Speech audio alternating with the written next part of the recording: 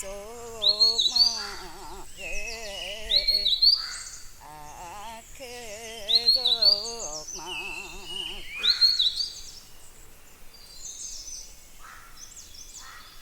थर कसला लिंगुनी 40 बुंकुलुं गाँव ने 40 है।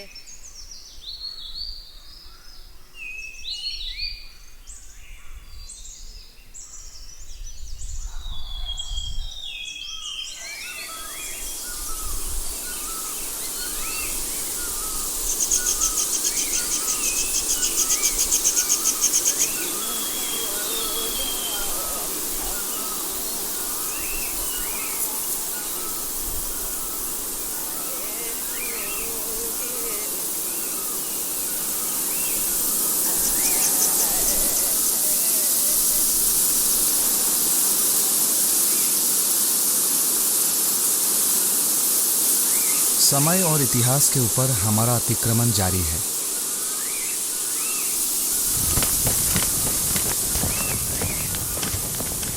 हम अपनी संस्कृति, सांस्कृतिक परंपरा और रीति रिवाजों को छोड़ते हुए यहाँ आ पहुँचे हैं। हम वर्तमान बनकर बह रहे हैं। तीस्ता, मेची, बालासन, रंगीत और महानदी बनकर जीवन को खोज रहे हैं।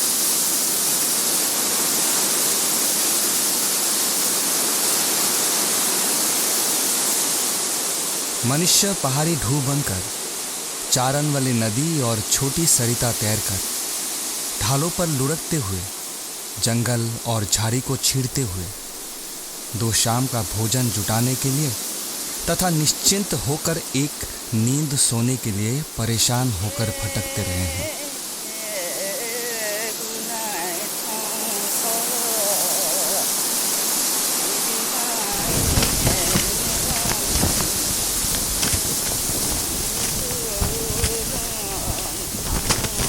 जीवन का मोह और जीवन रहने की आकांक्षा से प्रेरित होकर आज यहाँ, कल वहाँ और परसों ना जाने कहाँ कहाँ जाते रहे हैं।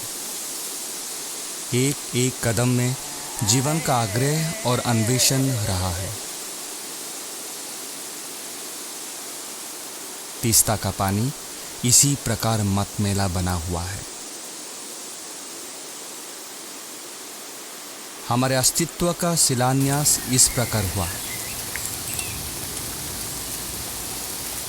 आदि अंत, दशहरा का त्योहार, माघ संक्रांति, धूल पूजा, गाली श्राप, सांसारिक पूजा मनाते हुए हमारे पूर्वजों ने इस मिट्टी को खरीदा है, जीता है और अपना बनाया है। रंगीत ने यही संगीत धुला है।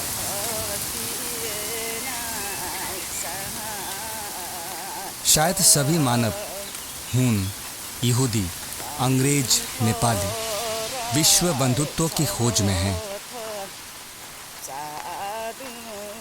ये जंगल ही जंगल वाला दार्जिलिंग, ये सिक्किम का दार्जिलिंग, ये भूटान का दार्जिलिंग, ये नेपाल का दार्जिलिंग, सभी मात्र जंगल थे। फिर ये जंगल दार्जिलिंग हुआ।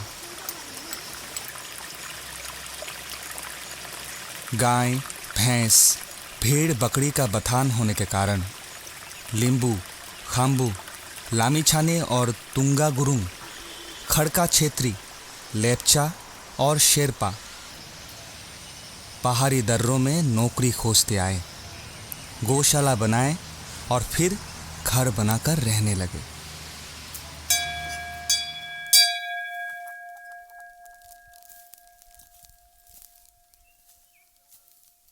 लोप्चे लामा सेती काली देवियों के लिए मंत्र गाकर, ढोल और दफली बजाते हुए, डमरू और झाल झंकाते हुए, वंशी और मादल धन धनाते हुए, प्रत्येक पहाड़ी की चोटी पर देवस्थान की स्थापना करते हुए, नम भूमि को साफ करते हुए और देवी थान में अर्घ्य देते हुए संगीनी लोकगीत और शादी के गानों का आनंद लेते हुए जगह जगह वास करते आए हैं।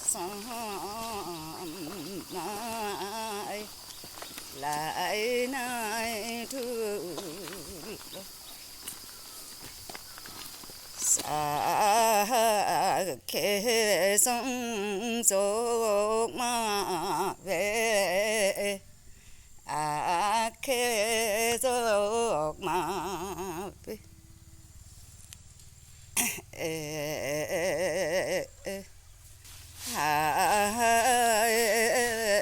मेरो पिताजीको नाम थियो विजय राई र गाउँमा प्रचलित नाममा अरू प्रचलित नाम थियो ओम प्रकाश राई र विजय राई नाममा उनले धेरै उयो गर्यो नाटकहरू प्रदर्शनी गर्यो र ओम प्रकाश राईमा चाहिँ राजनीतिमा उनको नाम थियो आमाको नाम थियो सबले चल्ते नाममा चाहिँ इन्द्रको आमा भन्थ्यो तर उदिमाया राई नामले थियो तर आमाले उदिमाया नाम मन पराउँदैन थियो र पछि एउटा मनमाया नाम रासन कार्डहरूमा उदिमाया के अरे मनमाया राई भनेर लेखिरहेको थियो र हाम्रो बाउले त बगानमा कहिले पनि काम गरेन बाहिर काम गर्थ्यो हो तर आमाले चाहिँ कमानमै चिया बगानमा काम गर्यो र चिया बगानमै बाहिरबाट रिटायर पनि भयो आमा बहुत मेहनती थियो बहुत परिश्रमी एकदमै मेहनती चिया बगानमा खट्यो घरको कामहरू घरेलु कामहरू जम्मै कामहरू उनले नै भ्याउनुहुन्थ्यो र गाउँमा पनि मिलनसार पूजाआजातिर मैले पहिलापल्ट 1981 सालमा दिल्लीबाट साहित्य एकाडेमी पुरस्कार पाएको रेडियोबाट समाचार आएको त्यो सुनेर आमा खुसी भएको थियो आमाले त खुसी भयो 81 सालमा अल इन्डिया रेडियो दिल्लीबाट एनाउन्समा आमाले पनि त्यो समाचार सुन्नुभयो अन्त आमा खुसी हुनुभएको थियो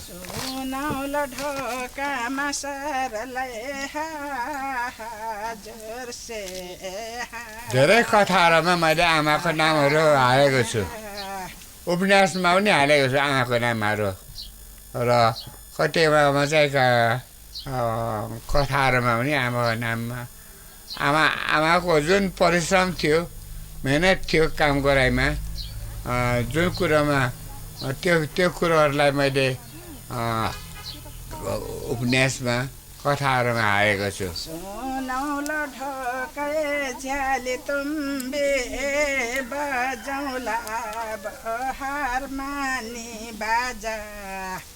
खेतीलाई किसन जाउमाया अब अन्ने ढोकामा पेगिर डाइरेक्ट प्रेरणा चाहिँ बाबाबाट पाएँ बाबाबाटको लेखहरूबाट र आमाबाट चाहिँ उनको एक्टिभिटीबाट उनको कर्म कार्यशीलताले धानबारेमा आली खानौलाई अब आमाले चाहिँ जुन कामहरू गर्नुहुन्थ्यो त्योमा म प्रभावित थिएँ म अनुग्रहित छु आमासँग किनभने आमाले नै गर्दा नै मैले धेरै कुरो गर्नु सकेँ र आमाप्रति म अनुग्रहित छु मेरो आमाले लेख्नमा चाहिँ खुब जोड दिन्थ्यो अन्त लेख्नमा उनको चासो थियो र मैले लेखेको मन पराउनुहुन्थ्यो र त्यो कुरोहरूले म यो लेखाइप्रति नि आमाप्रति अति नै ऋणी छु अनुग्रहित छु आमाले गर्दालाई यतिको म लेख्न सक्ने भए आमाको देन छ यसमा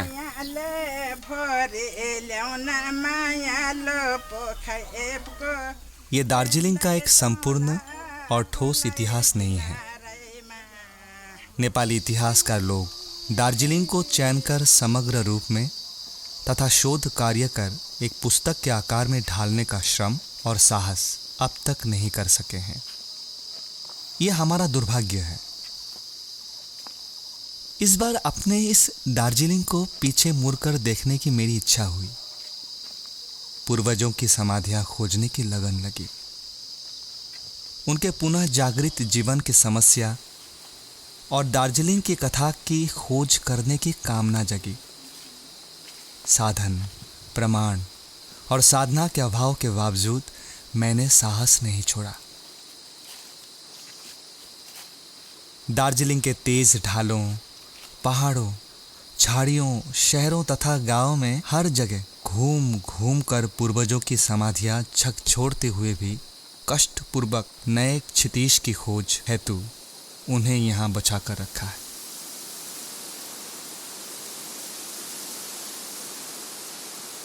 कल्पित और सत्य घटनाक्रम को रखते हुए कल्पित, अकल्पित ऐतिहासिक पुरुष नारी पात्रों को अपनी भूमिका निभाने हेतु यहाँ लाया हूँ।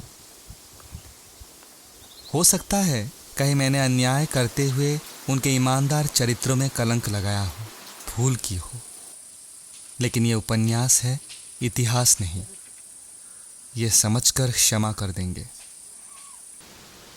इस दार्जिलिंग के इतिहास संबंधी पात्रों के बीच कितने सम्मानीय अग्रज अब भी ऐतिहासिक भूमिका निभाते हुए हमारे बीच जीवित हैं। उपन्यासकार द्वारा कहीं कोई ऐतिहासिक तथ्य और प्रमाण प्रस्तुत करने में भूल कर जाना संभव है, क्योंकि उपन्यास में विभिन्न चरित्रों की जिंदगी के बारे में कल्पना का सहारा ना लेना संभव नहीं है।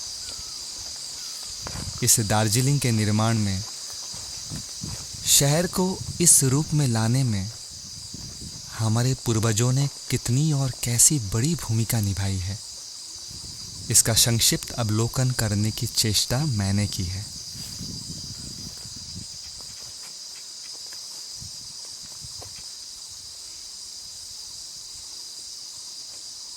नाइनटीन 62 में उनका पहला पुस्तक बसंत राग प्रकाशित हुआ।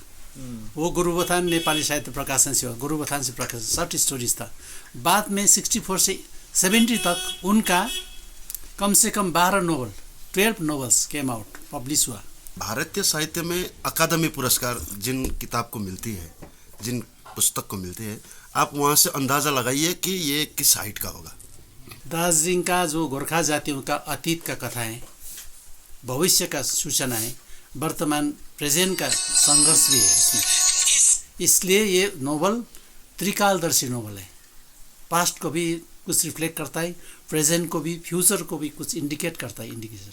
Well documented. आप किसी भी कल्चरल बोलिए, इकोनॉमिकल बोलिए, पॉलिटिकल बोलिए, सभी क्षेत्रों को इन्होंने समेट के एक ऐसा पुस्तक बनाया जिनको साहित्य अकादमी ने नवाजा गया।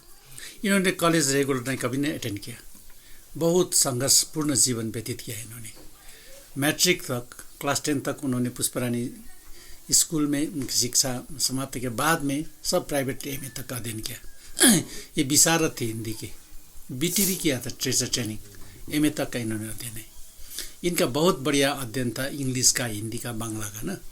ये जो अभी लेटेस्ट राइटिंग स्टाइल है ना, ये समावेशी, post colonial writing, post modern writing, इनके ऊपर, इनका नारीवादी फेमिनिस्टिक राइटिंग, इनके ऊपर भी इनका पकड़ बहुत बढ़िया था। इनका स्व अध्ययन, संसार में सबसे बढ़िया अध्ययन होता है स्व अध्ययन। स्व अध्ययन के वैसे तो विवेकानंद भी ऐसा नहीं किया था, कोई यूनिवर्सिटी आके नहीं किया, स्व अध्ययन बहुत बड़ा। ये उनको बालचंद्र नेमाडे बहुत प्रिय था, बालचंद्र नेमाडे।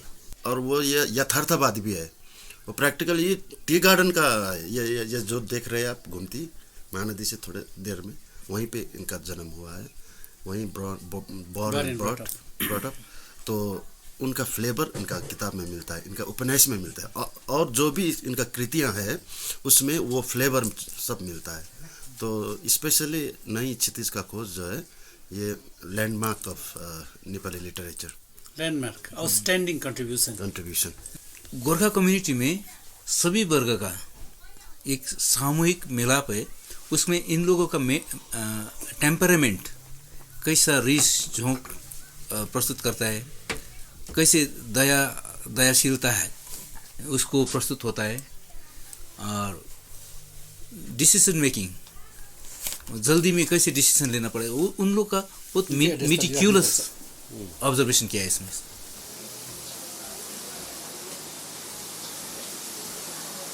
पीडा र व्यथाका लहरहरूमा, समस्या र विपत्तिको भित्ता भित्तामा ईश्वरको बानी सुन्छ अनि आफूलाई अयोग्य घोषणा गर्दै मुटुको धड्कनभरि ईश्वरलाई डाक्छ, ईश्वरलाई पूजा गर्छ, मनको अँध्यारो कोठाभित्र लुकेर एक्लै।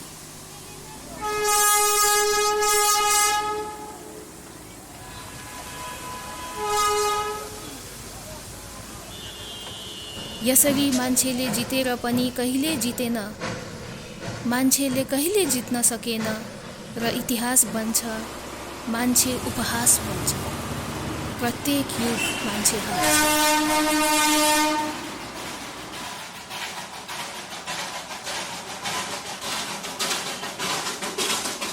मान्छेले कहिले यसरी मान्छेको सम्मान पाएन, युगान्त बन्न सकेन मान्छे। युगले भोगेर गयो, मान्छे वेद र पुराणले कुल्चेर गए। मान्छेलाई मारेर बाँचिरहेछ विज्ञान, युगलाई पैतालामा थिचेर राख्न सकेन कुनै युग कुनै मान्छेले।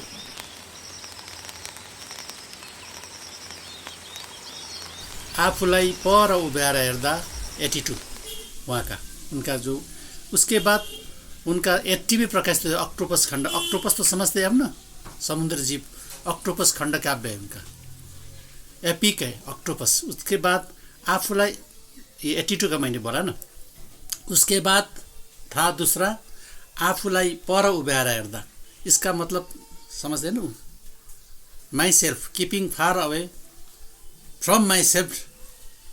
उसके बाद शताब्दी संबोधन इनका कविता संग्रह का ही मैंने देखा, शताब्दी संबोधन इनका मैच्योर रिफाइंड कविता पोइट्री का कलेक्शन है। शताब्दी संबोधन 2004 में हुआ प्रकाशित। वो क्या बहुत खुश थे उस वक्त। इनका राइटिंग का जो ट्रेंड है एक्सपेरिमेंटल से भी ज़्यादा इनका प्रोग्रेसिव ट्रेंड है लिखने में ना।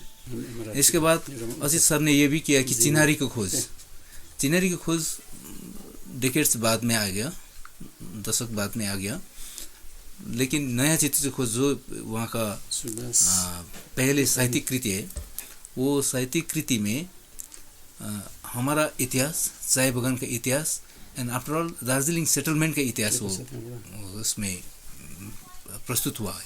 70 से इधर उनका राइटिंग में कुछ परिष्कार, कुछ माने रिफाइन राइटिंग वो कर रहे थे 70 के बाद में।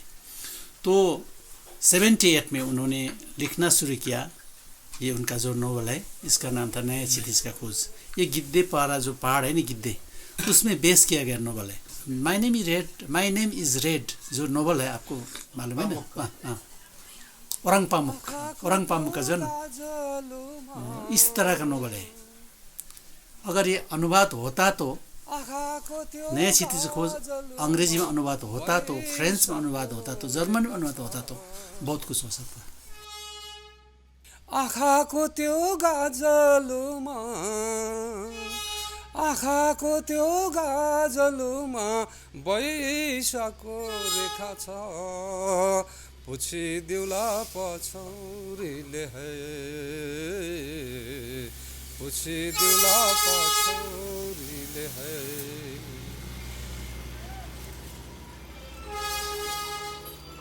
ढल्केर गयो है, ढल्केर गयो, ढल्केर गयो जोबन निर्मयको यादमा, ढल्केर गयो जोबन निर्मयको यादमा, कहानी त लेखिदेला है, कहानी त लेखिदेला है।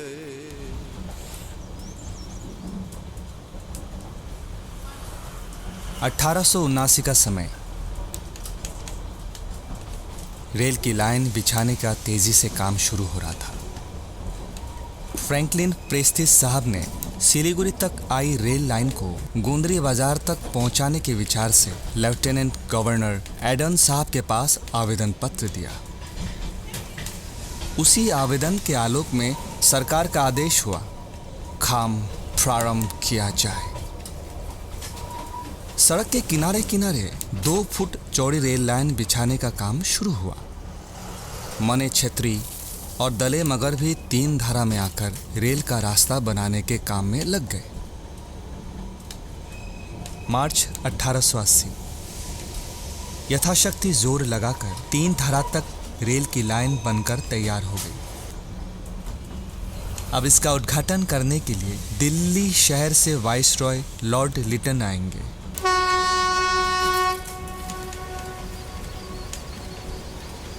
सरकारी अफसर और चाय बागान के मालिकों की दौड़ धूप शुरू हो गई।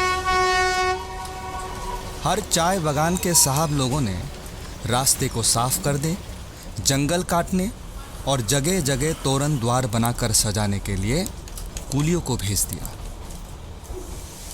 सिलीगुड़ी से दार्जिलिंग तक वाइसरॉय के स्वागत की तैयारी शुरू हुई। कोई नहीं कह सकता था कि इस काम को हम नहीं करेंगे। बूढ़ा बूढ़ी और बच्चों तक सबको सड़क पर मिट्टी धोने, बिछाने और पत्थर हटाने का काम करना पड़ रहा था। फूप सेरिंग चाय बागान से बेचारी लोगेनी बुढ़िया को भी धूम पहाड़ सड़क के लिए काम करने आना पड़ा। वैसे ही जंगल के कारण धूम पहाड़ पर अंधेरा छाया रहता। ऊपर से रात दिन का कुहासा और बादल, सिर कपा देने वाला जाड़ा और रात भर की तुषार वृष्टि। चाय बागानों के साहब, सरदार और सरकारी आदमियों की चापलूसी की सीमा नहीं थी। सुबह की हल्की रोशनी होते ही काम शुरू कर बैल की तरह खटना पड़ता और ये देर रात होने पर बंद होता। झाड़ जंगल से बनाई गई झोपड़ी में सर पैर जोड़ कर सोने के बाद सुबह बर्फ गिरने के वजन तले झोपड़ी नीचे झुकी हुई मिलती। शरीर पर गर्म कपड़ा तो क्या, लोग किसी तरह कुर्ते पजामे या छोटी साड़ी में कांपते हुए काम कर रहे थे। आग के पास गीत गाकर, नाचकर या केवल उछलकर रात काट रहे थे। ठंड के कारण लोग तेजी से बीमार पड़ते जा रहे थे। आज फलाना मर गया, कल चिलाना मर गया, इस तरह की खबर मिलती जा रही थी। कुछ ही दिनों में लुगेनी बुढ़िया भी सर्दी और जुकाम से ग्रस्त हो गई, फिर भी उसे छुट्टी नहीं मिली। इस तरह का सरकारी आदेश आ गया था कि जब तक काम समाप्त ना हो तब तक छुट्टी ना दी जाए। कितने लोग तो रातों रात भाग गए और इस तरह एक दिन लुगेनी पहाड़ की तेज हवा में मिट्टी ढोते ढोते एकाएक गिर गई और खून की उल्टी करने लगी। किसी ने पानी छिड़का, किसी ने मंत्र जाप से झाड़ फूंक किया।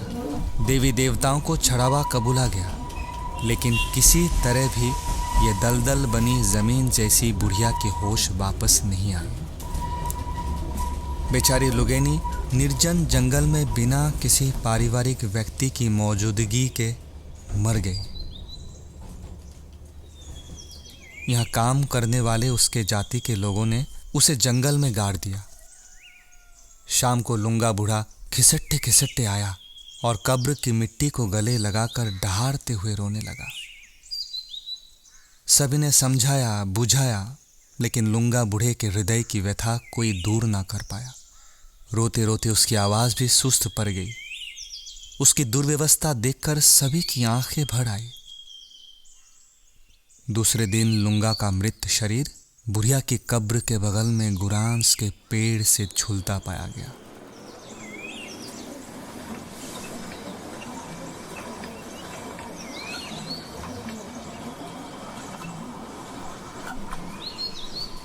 धरती पर पड़े गुरांस के लाल फूल एक जगह इस तरह जमा थे जैसे लुंगा का रक्त पृथ्वी पर गिरकर तालाब जैसा बन गया हो।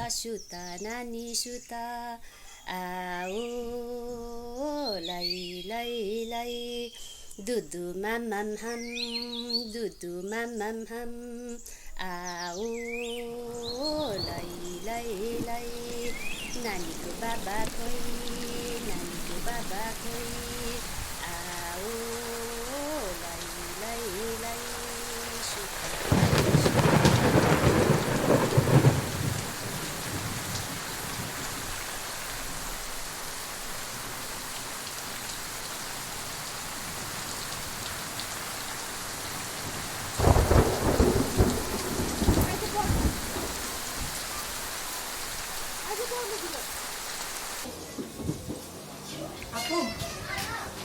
पहले तो जब वो सर्विस में था, इन सर्विस सब फिट था उस टाइम, रिटायर होने के बाद ऐसा हुआ।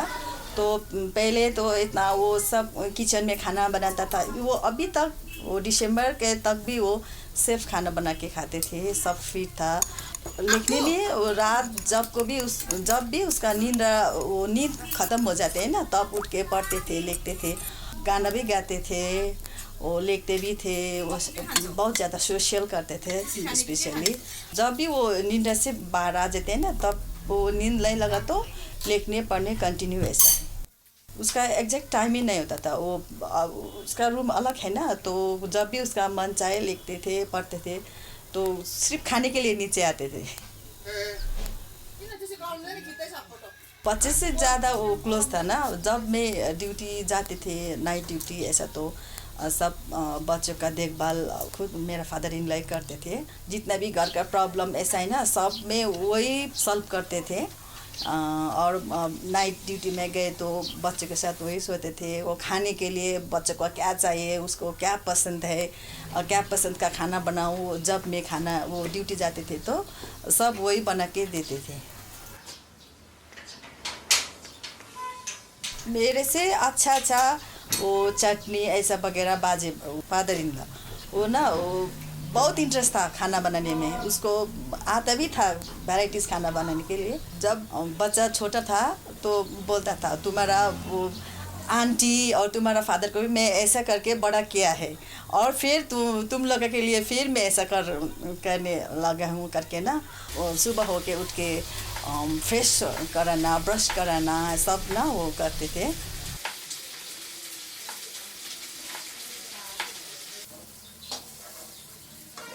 वो अभी बीमार हो गई तो बच्चे की तरह बन गई।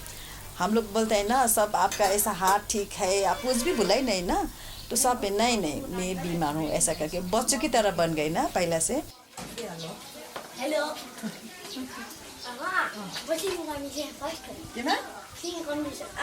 तो बच्चों के जैसे ट्रीट करता है, मुझे ऐसा खाने दो।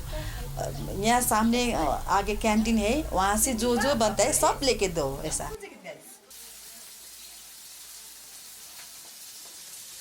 चॉप, प्याजी और वेजिटेबल मोमो बनता है ना, वो तीनों ला के दो डेली। वहीं से बाहर वो शॉर्ट टॉयलेट के लिए निकलते हैं ना, तो वहाँ देख के बोलता है वहाँ से सब भेज दो। सब जहाँ पे वो कैंटीन चलाते हैं लड़की लोग, उन लोगों को यहाँ से उसको ना बुलाते हैं, और चॉप, प्याजी और मोमो सब मुझे भेज दो ऐसे करके। पैसा बाद में वो उसका वो मिसेस देगा, वो सब मुझे ऐसे भेज दो करके हमेशा ऐसा करके। वहाँ से ना कितना वो थायराइड का, प्रेशर का, शुगर का और किडनी का सब टाइप का वो मेडिसिन लेता है ना।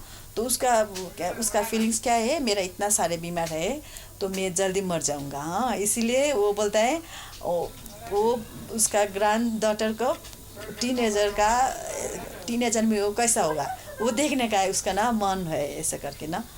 वो ऐसा फील करता है जल्दी मर जाएंगे तो नहीं देखेंगे ऐसा करके।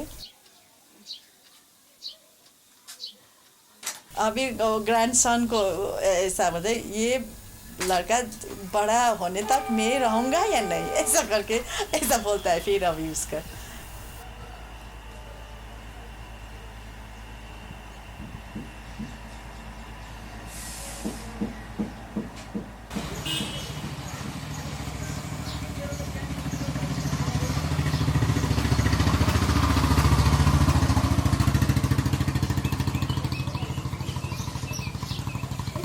जहाँ सांप की कोठी है, पहले वहाँ हमारी गौशाला थी, उसके ऊपर घर था। और जहाँ सांप की कोठी है, पहले वहाँ हमारी गौशाला थी, वहाँ पानी पीते थे। वहीं पर बगीचा बनाते समय उसके ऊपर घर था। पिताजी के पैर की और घर के बगल में पानी रिसने वाली जमीन थी। सब कहते थे वहाँ पानी पीते थे। पिताजी अगर जीवित बच वहीं पर बगीचा बनाते समय पैर बेकार हो जाए। पिताजी के पैर की हड्डी पत्थर की ठोकर से टूट गई। यहाँ की ना जाने कौन सब कहते थे जड़ी बूटी से घाव ठीक कर। पिताजी अगर जीवित बच भी गए कर लिया तो पैर बेकार हो जाएगा। बैठे बैठे जीवन। लेकिन पिताजी ने यहाँ की ना जाने कौन कौन सी जड़ी बूटी से घाव ठीक कर पैर को भी ठीक कर लिया और घर बैठे बैठे जीवन निर्वाह। सूरवीर गुरुंग बाजार के पास खालिंग को दिखाते हुए बाजार के पास खड़े खालिंग को दिखाते हुए बोला, पहाड़ पर मैं भाइयों के ये सारे पहाड़ पर मैं भाइयों के साथ गाय चढ़ाते हुए घूमता था। भालू को लाठी यहीं पर हमारी माँ ने भालू को लाठी से पीट पीट कर मार गिराया था। बहुत भय था भालू का, लकड़ी बहुत भय था भालू को मारने के लिए। लकड़ी के भाले के सिवा भालू को मारने के लिए उसके पास कुछ नहीं था। पकड़कर माँ ने भालू की गर्दन कप से पकड़कर उसके नाक में डंडा ठूस दिया तो वो जाके मरा। मेरा एक भाई अम्बोटे चाय बागान में कारसियांग में अम्बोटे चाय बागान में है। एक भाई रेलवे में काम करता है।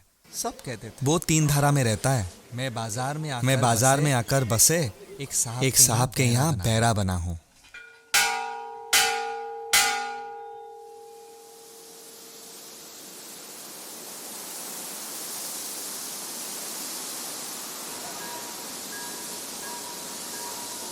र यो किताब यो जुन नयाँ सिरिजको खोज छ त्यो चाहिँ यो उपन्यास मात्रै होइन, नोभल मात्रै चाहिँ होइन, यो चाहिँ इतिहास पनि हो यहाँको दार्जिलिङको। तर उहाँले चाहिँ उहाँको भनाइमा मैले सोद्धाखेरि कि एउटै कुरा भन्नुभएको थियो, इतिहास पढ्नु अथवा हिस्ट्री पढ्नु मान्छेलाई अल्छी लाग्छ, हाम्रो मान्छेले इतिहास पढ्दैन।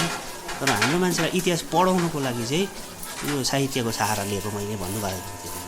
किनभने एउटा त्यति बेला नोभलहरू चाहिँ चलिरहेको थियो। जस्तै सरले 13वटा नोभल लेखिसक्नु भएको थियो, अब 13वटा त्यसै लेखेन, मान्छेले पढ्दै थियो र त लेखेन होइन। एउटा मतलब उसको नोभलहरू नपढेको भए के हुन्थ्यो भने 13वटा नोभल लेख्नु हुन्थेन उहाँले। अन्त नोभल चाहिँ पढ्दो रहेछ भनेर चाहिँ थ्रु नोभल चाहिँ उहाँले हिस्ट्री बताउनु चाहेको थियो र यहाँको दार्जिलिङको हिस्ट्री बताउनु चाहेको थियो। र यहाँनिर भएको जति पनि डेटाहरू चाहिँ उहाँले युरोपियन हिस्ट्रीबाट पनि कलेक्ट गर्नुभयो है। र जति पनि ट्राभलरहरू आए यो एरियामा, जस्तै जुन यो नर्थ इस्टमा होइन, नर्थ इन्डियामा र नेपालमा जति पनि ट्राभलरहरू आए उनीहरूको लेखेको ट्राभलगहरूलाई पनि रेफर गरेर उहाँले यो लेख्नु भएको कि। र यहाँनिर चाहिँ खास कुरा के छ भन्दा भारतमा नेपालीहरू विशेष गरेर भारतमा चाहिँ नेपालीहरूको स्थिति अथवा नेपालीहरू कसरी आए भन्ने कुरा चाहिँ छ।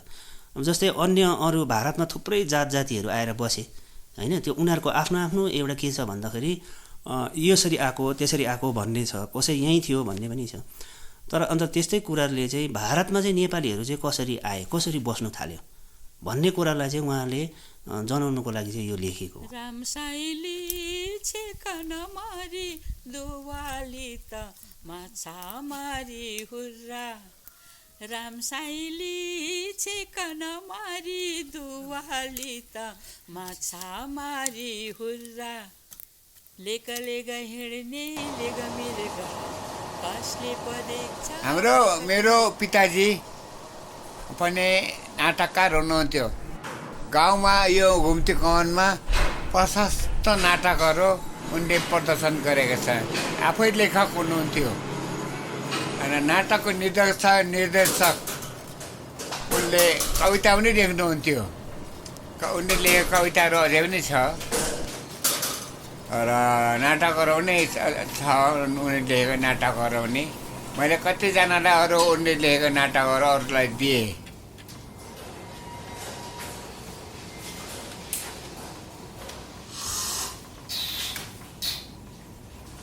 म त अब राम्रो मुखले भन्नुहोस्, अब अलिकति सत्यमा त राम्रो भन्ने थिएँ, अब ठिक छैन, मुख पनि राम्रो लाग्दैन, कान पनि राम्रो सुन्दैन हो। अनि त्यसले गर्दाखेरि राम्रो कुरोहरू मैले सजेसन गर्न सकिनँ। तर हाम्रो पुर्खाहरूले बनाइरहेको जुन मन्दिर छ, मस्जिदहरू छ, गढीहरू छ, कतिवटा स्थानहरू के चिजहरू छ त्यसलाई सुरक्षित राख्नु नै हाम्रो इतिहासको सुरक्षा हो, इतिहासलाई बचाउनु हो। नमुनाको रूपमा हामीले राख्नुपर्छ त्यसलाई। यस्तो थियो हाम्रो बाजे बोजूले, यसरी पूजा गर्थ्यो, यसरी घरहरू बनाउँथ्यो, यसरी अरू अन्य तीर्थव्रतहरू गर्थ्यो। त्यसको नमुनाको रूपमा चाहिँ राख्नु सक्नु पर्यो। परम्परा अनुसार चाहिँ अब कुनै पनि कुरो स्थायी त रहँदैन र पुरानो नाच हुँदै जान्छ, नयाँ रूपमा परिवर्तित रूपमा देखा पर्छ। नयाँले त्यसलाई अझै राम्रो प्रकारले त्यसलाई राम्रोसँग सम्हालेर राख्नुपर्छ, हुनुपर्छ पर्यो। ल थाके ल। साइली मैले दार्जिलिङ कस्तो छ, दार्जिलिङ सहर बत्तीको लहर इन्द्रसेन जस्तो छ। साइली मैले दार्जिलिङ कस्तो छ, दार्जिलिङ सहर बत्तीको लहर इन्द्रसेन जस्तो छ। सिलगढीबाट मालगाडी आयो, घुम्तीमा भेट भयो। तिमी त कहाँको म पनि कहाँको, दार्जिलिङमा भेट भयो। साइली मैले दार्जिलिङ कस्तो छ, दार्जिलिङ सहर बत्तीको लहर इन्द्रसेन जस्तो छ। दार्जिलिङबाट रेलगाडी आयो, बतासेमा भेट भयो। Oh my darling do not be worry, I will come tomorrow.